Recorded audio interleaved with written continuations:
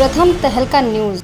फागुन का महीना चल रहा है और इसमें होली की उमंग चारों तरफ देखने को मिल रही है। आने वाली 17 मार्च को होली खेली जानी है और इससे पहले ही धर्मनगरी हरिद्वार में होली मिलन कार्यक्रम शुरू हो चुके हैं। विधानसभा चुनाव के नतीजों के बाद से ही होली की उमंग देखने को मिल रही है। वहीं इस कड़ी में धर्मनगरी हरिद्वार में शांभवी आश्रम में संतों ने फूलों और रंगों की होली खेली, जहाँ उन्होंने यूपी और उत्तराखंड में भाजपा सरकार की जीत पर उन्हें बधाई दी, तो कहा कि दोनों ही प्रदेशों में एक बार फिर भगवा का रंग चढ़ा है। और शांभवी आश्रम के परमाध्यक्ष स्वामी आनंद स्वरूप का कहना है कि असली होली तब होगी जब जितेंद्र नारायण त्यागी जेल से बाहर आएंगे। तो जनता ने भगवामय किया है, इसलिए भगवा वालों की भगवा होली है।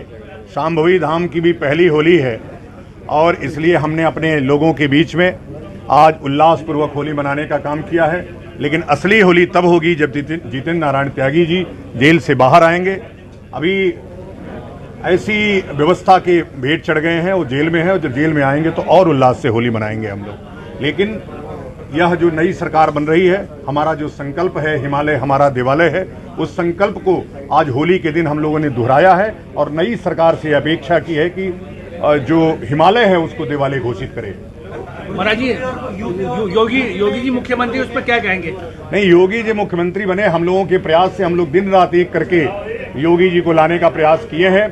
और उत्तराखंड में भी जिस प्रकार से हम लोगों ने धर्म संसद में माहौल बनाया इस्लाम के खिलाफ, मुस्लिमों के खिलाफ, उसका लाभ पूरी तरह से भारतीय जनता पार्टी को मिला और भारतीय जनता पार्टी की सरकार न चाहते हुए भी डूबती हुई नैया को संतों ने बाहर उतारा है। और हम लोगों के धर्म संसद के बाद जो माहौल बना उसका लाभ भारतीय जनता पार्टी को मिला, भारतीय जनता पार्टी की सरकार बन गई। योगी की जो खुशी, ऐसा लग रहा है कि मैं ही मुख्यमंत्री हो गया हूं, ये खुशी हो रही है। तो उत्तराखंड का सीएम कौन बनेगा? अब उत्तराखंड का सीएम निश्चित रूप से, अगर उत्तर प्रदेश का सीएम कोई राजपूत बना तो उत्तराखंड का सीएम कोई ब्राह्मण बनना चाहिए। मदन कौशिक जी प्रत्याशी हैं, अजय भट्ट जी प्रत्याशी हैं, अन्य जितने भी लोग हैं। लेकिन मैं ये जरूर चाहता हूं कि जो चेहरा था धामी जी का, वो चेहरे पे चुनाव लड़ा गया, तो उनको भी जरूर कंसीडर किया जाना चाहिए। चुनाव के चलते यूपी में अश्वमेध यात्रा नहीं, अश्वमेध यात्रा कभी निरस्त नहीं कही गई। कौन कह रहा है? बिल्कुल नहीं। अश्वमेध यात्रा मई में वो है, प्रस्तावित है और मई में उसकी तिथि है, मई में वो होगी। 7 तारीख को एक कार्यक्रम था वहां पे और 6 तारीख को और 7 को चुनाव था, इसलिए हमने टाला। सरकार और कार कोई हमारे ऊपर में दबाव बनाती है। हमने प्रयागराज के माघ मेले में धर्म संसद करने का काम किया और धर्म संसद बहुत अच्छे से चला।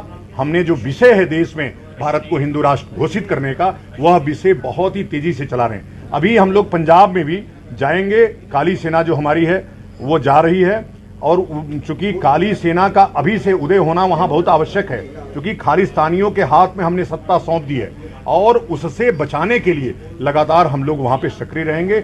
जब से सरकार शुरू होगी और जब तक सरकार चलेगी, हमको सचेत रहना है पंजाब में, नहीं तो जो हालत केरला में हुई वही हालत पंजाब की हो जाएगी। महाराज जी, योगी के आने के बाद में क्या धर्म परिवर्तन आएगा और कौन कौन से मंदिरों का निर्माण होगा? नहीं, मंदिरों का निर्माण तो मंदिर का निर्माण चल ही रहा है। मुझे लग रहा है कि जिस प्रकार से हिंदू राज्य योगी जी ने बनाया है वह और गति से काम करेंगे।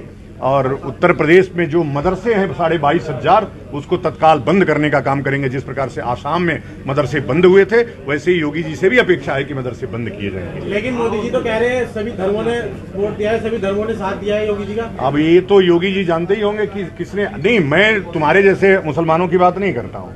जो अच्छे मुसलमान हैं, जो हिंदू बनने के कगार पे हैं, जो अपने आप को हिंदू समझते हैं, जैसे हमारा ये है, वो समझता है कि मैं हिंदू हूँ, तो ऐसे मुसलमानों ने निश्चित रूप से योगी जी को वोट किया होगा, उनको बहुत बहुत धन्यवाद है। लेकिन मुसलमानों ने पूरी ताकत झोंक करके 67 सीटों पर, जहां पे उनका प्रभाव था, योगी जी को हराने का काम किया हो और भाजपा वहां पे हार गई है। तो ये पता चल गया होगा मोदी जी को कि जहां पे जो बहुसंख्यक जहां मुसलमान है वहां भाजपा एक भी सीट नहीं लाई है।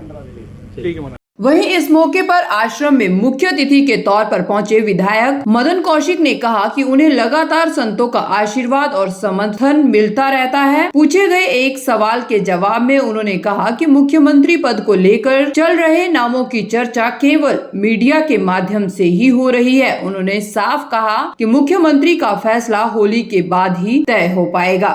सभी प्रदेशवासियों को होली की हार्दिक बधाई, शुभकामनाएं। आज यहाँ संतों के बीच में आने का अवसर मिला, सभी संतों का आशीर्वाद मिला और सभी संतों के आशीर्वाद से उत्तराखंड राज्य में भारतीय जनता पार्टी की पुणे सरकार बनने जा रही है।